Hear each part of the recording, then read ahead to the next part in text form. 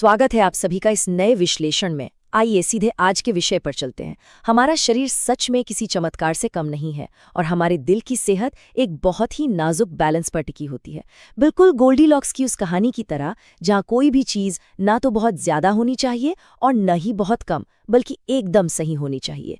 आज हम शरीर के उसी सबसे जरूरी बैलेंस यानी ब्लड प्रेशर पर गहराई से चर्चा करने वाले हैं।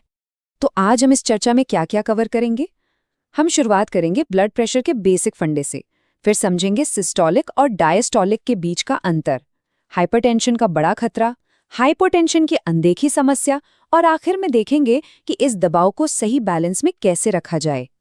120/80 120/80 डॉक्टर के क्लिनिक में हम सब ने ये नंबर्स कभी ना कभी सुने हैं, है ना?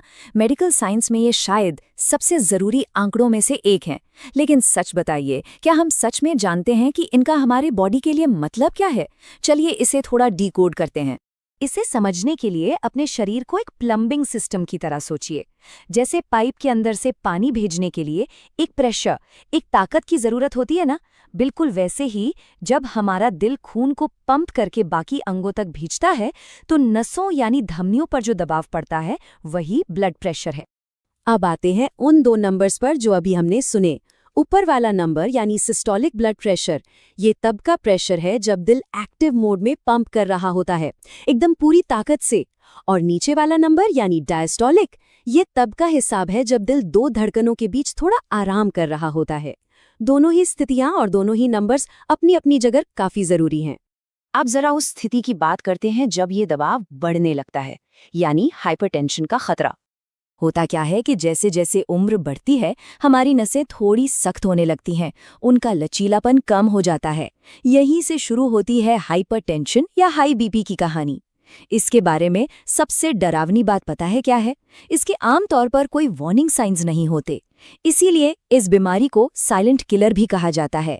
ये बढ़ा हुआ दबाव चुपचाप सालों तक हमारे अंगों को अंदर ही अंदर नुकसान पहुंचाता रहता है। और ध्यान दीजिए, ये कोई छोटी मोटी बीमारी नहीं है। इस आंकड़े को देखिए, अमेरिका में लगभग 45% यानी करीब आधी आबादी इसकी शिकार है। सोचिए, 10 करोड़ 80 लाख लोग। ये अपने आप में एक बहुत ही विशाल संख्या है। लेकिन असली चिंता की बात तो अब आती है। इन करोड़ों लोगों में से सिर्फ 24% ही ऐसे हैं जिनका बीपी कंट्रोल में है, सिर्फ 1/4। बाकी के 76% लोग इस बढ़े हुए प्रेशर के साथ ही अपनी रोजमर्रा की जिंदगी गुजार रहे हैं और शायद उन्हें इस बात का अंदाजा भी नहीं है। तो हमें पता कैसे चले कि कब खतरा है? अमेरिकन हार्ट एसोसिएशन और क्लीवलैंड क्लिनिक ने इसके लिए कुछ क्लियर कैटेगरीज बनाई हैं, नॉर्मल से लेकर स्टेज 1 और स्टेज 2 हाइपरटेंशन तक।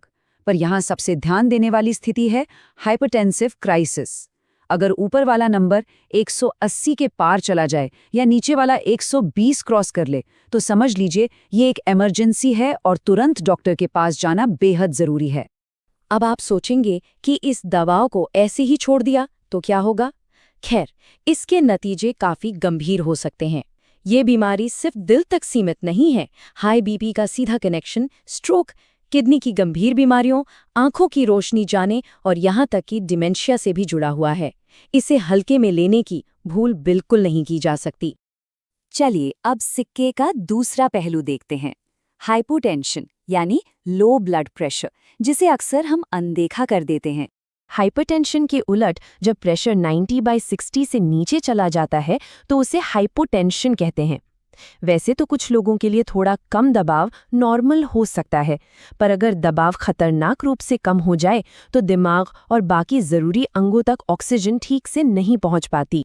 हमारा शरीर प्रेशर को लेकर कितना सेंसिटिव है, ये इस छोटी सी बात से समझिए।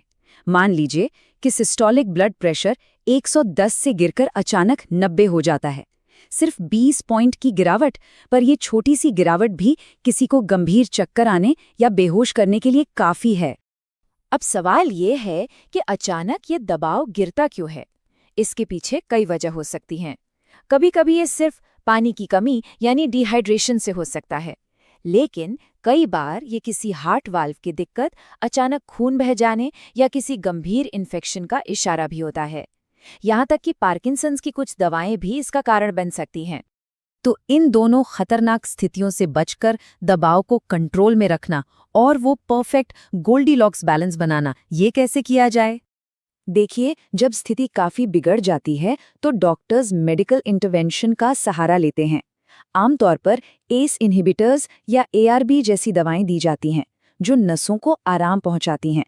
इसके अलावा डायूरेटिक्स, जिन्हें हम पानी निकालने वाली गोलियां भी कहते हैं, उनका इस्तेमाल किया जाता है ताकि शरीर से एक्स्ट्रा नमक और पानी बाहर निकल सके। लेकिन सिर्फ दवाएं ही इकलौता रास्ता नहीं है। एक बहुत ही प्रभावी अप्रोच है डैश ईटिंग प्लान, यानी dietary approaches to stop hypertension. एक दिलचस्प बात बताऊं, क्लिनिकल टेस्टिंग में ये सामने आया है कि सिर्फ इस डाइट को फॉलो करने से ही ऊपरी ब्लड प्रेशर में 12 पॉइंट तक की कमी आ सकती है। ये सच में किसी दवा के असर जितना ही ताकतवर है। और हाँ, इसके साथ ही आते हैं जीवन शैली में कुछ बुनियादी बदलाव, जैसे दिन भर में नमक का इस्तेमाल कम करना, करीब 1500 मिलीग्राम से कम, रोजाना कम से कम 30 मिनट का व्यायाम करना, स्ट्रेस को दूर रखना और सबसे जरूरी एक अच्छी नींद लेना। ये आदतें नसों को लचीला रखने में बिना किसी दवा के बहुत बड़ा जादू करती हैं। तो इस पूरे विश्लेषण को समझने के बाद एक काफी गहरा सवाल उठता है। जब ये बिल्कुल साफ है कि हमारा लाइफस्टाइल और खास तौर पर हमारा आहार दिल की सेहत को बनाए रखने में इतनी बड़ी भूमिका निभाता है, तो क्या ये कहना गलत होगा कि इस बढ़ती हुई कार्डियोवैस्कुलर प्रॉब्लम का सबसे बड़ा इलाज शायद पहले से ही हमारी और आपकी रोज की प्लेट में मौजूद है? इस बारे में जरूर सोचिएगा। आज के इस विश्लेषण में साथ जुड़ने के लिए बहुत बहुत शुक्रिया।